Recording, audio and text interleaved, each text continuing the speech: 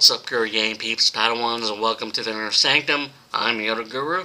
Come on in, sit, stay, relax, put your feet up, grab a couple snacks, have yourself a beverage, hot, cold, whatever, your choice, your prerogative. My sanctum is your sanctum, and enjoy another round of Way Back Wisdom Wednesday as I share with you another one of my past Yodaisms written over the course of 30 plus years. And when it comes to this particular Yodaism that was written over the course of a week and a half, maybe two, depending on how the mood I was in, it was posted on Tuesday, September 12th, 2017. And here's the backstory. I was watching Game of Thrones on HBO when an idea started formulating on comparing Matters of the Heart to the elements in the series Game of Thrones. And although it didn't end how many of us fans wanted it to, it was a good show nonetheless. But yeah, in any case, before heading into the sharing of this particular Yodaism entitled Iron Heart, go ahead, if you enjoyed any of my content, whether it be for my Way Back Wisdom Wednesday session of my Inner Sanctum channel or any of my reaction videos posted in my Inner Sanctum channel as well, or my YG Anime channel for all things anime, and the link is right up there for you to check out afterwards when you go ahead and peruse this particular Yodaism that pertains to Matters of the Heart and Game of Thrones. Yeah, and like I said, if you enjoyed either of my content on either channel, go ahead, hit like, hit subscribe, hit that notification bell in order to be notified of any future videos being posted on either channel. And with that said, let's get into the Yodaism entitled Iron Heart. Alright, here we go. Game of Thrones character Robb Stark once said, "Love's not always wise, I've learned. It can lead us to great folly, but we follow our hearts wherever they take us." If you think about it, the HBO hit series Game of Thrones and Matters of the Heart are synonymous with each other in such a way there can be a sense of immense victory as well as tragedy, along with everything in between within the fictitious world of fire and ice. For it's a seemingly epic world where intense battles are fought in regards to utter heartbreak, confusion, betrayal, death, trust, faith, honor, and most definitely name. Oftentimes you fight with everything you have to win, and other times it's in an all-out losing battle altogether where the odds are so overwhelming you have no chance whatsoever, like the Battle of the Bastards just outside the gates of Winterfell. True, it's a difficult decision indeed to not always know whether or not the fight will be worth it unless you're actually in the battle itself. Thinking about it further, when you're living the single life, you try to metaphorically conquer/restore those previously mentioned in hopes of one day uniting/establishing all 7 kingdoms in your own heart with one's unknown king/queen ruling by your side, so to speak. As said before, when you're living the single life, you try to conquer/restore those previously mentioned above in hopes of one day uniting/establishing all 7 kingdoms in your own heart, with one's unknown king/queen ruling by your side, so to speak. Granted, even though it's considered a work of mere fiction, it can become reality with the right guy/girl in question. Yet there are times while fighting the intense battles that are certainly deeply personal in a mental, emotional, and not to mention physical way, you can come to a point where you end up telling yourself, others close to/around you, or being told you know nothing, like Ygritte tells Jon Snow from season 2 through 4. In any case, it's those metaphorical relationship scars that you receive in the field of battle, otherwise known as the dating scene, hopefully help you gain significant perspective and clarity, so much so you'll be more rather than less in the know. Hey, it's a constant learning experience as you put yourself out there, knowing there'll be times where you'll be faced with cold, hard truths, and hopefully you don't end up meeting your demise by an arrow straight through the heart from behind like Ygritte in the Battle of Castle Black. Without a doubt, there are times when suffering and dealing with utter heartbreak, it can feel as if you've been stabbed several times with a knife in the heart. Without a doubt, there are times when suffering and dealing with utter heartbreak, it can feel as if you've been stabbed several times with a knife in the heart, as did Jon Snow by 4 members of the Night Watch at Castle Black. Essentially, you, in a sense, died because of the treacherous betrayal of being cheated on, whereby leaving you humiliated and feeling absolutely exposed, like Cersei Lannister walking the streets of King's Landing by order of the High Sparrow. Essentially, the feeling of being naked and fully exposed leaves you completely vulnerable as you metaphorically walk the streets of your own heart. While doing so, the quintessential crowd of your thoughts, feelings, and emotions are angrily yelling as your conscience rings a bell repeating the word shame right behind you in a manner of speaking, whereby making it a truly brutal / torturous experience for yourself, to say the least.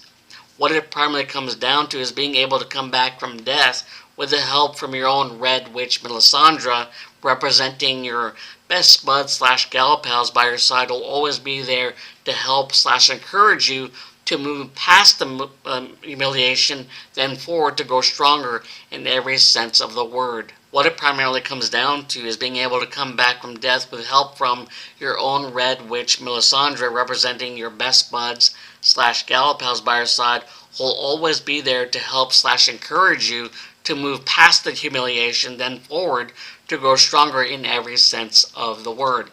Let me ask you this question to you single ladies.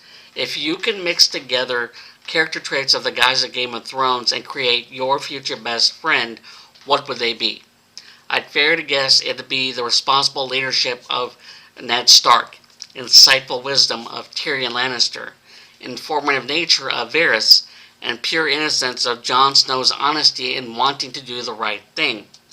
Jaime Lannister's sense of honor, not to mention handsome features, along with the sarcastically dark, humorous bad boy mentality of Bronn, make for some potentially attractive qualities. The skilled hands of Gendry, Grey Worm's strong sense of duty, and the unwavering determination of Podrick Payne make an admirable combo.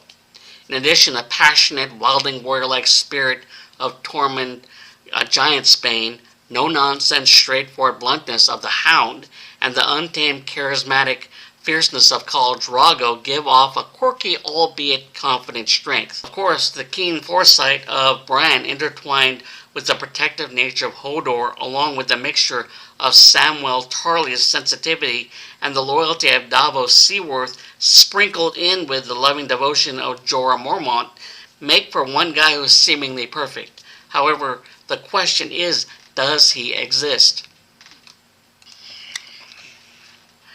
And finally, in retrospect, the proverbial throne of love / true love is quite certainly what those living the single life, such as myself, want to find ourselves sitting on, especially with someone truly special by our side. Yet be careful and avoid encountering any Littlefinger / King Joffrey / Ramsay Bolton type individuals who have their own scheming, entitled, and or morbidly twisted ulterior motives with incredibly bad intentions in mind.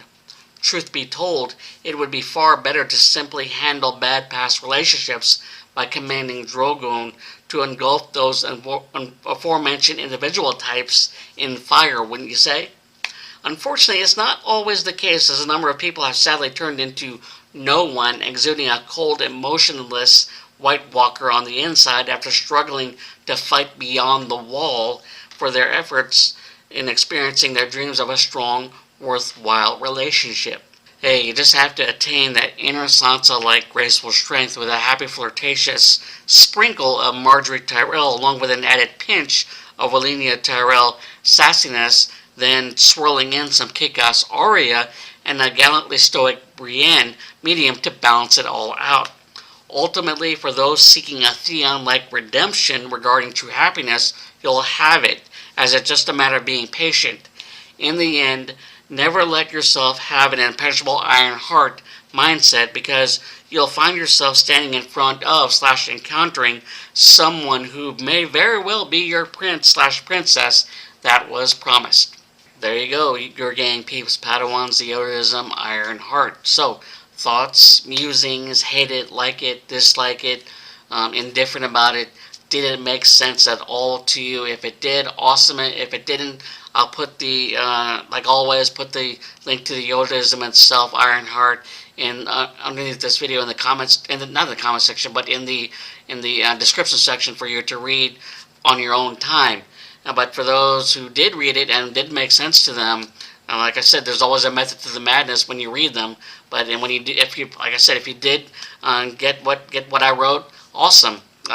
Fist tap, high five, proverbial dance of joy, perfect stranger style, and yeah, if it does make sense to you, awesome. Because like when it comes to certain aspects of the Yodaism itself, there are times when we feel like heartbroken. We do feel that those moments of embarrassment. We don't want to feel this way, and our own thoughts can betray us to the point where they feel as if, imagine as if they're like yelling at us as we walk down naked, vulnerable down the streets of King Landing with that person, with someone ringing a bell behind us, and that's just one of the many aspects of how matters of the heart in regards to true love can be compared to countless aspects of Game of Thrones, but that's just one of them, for example.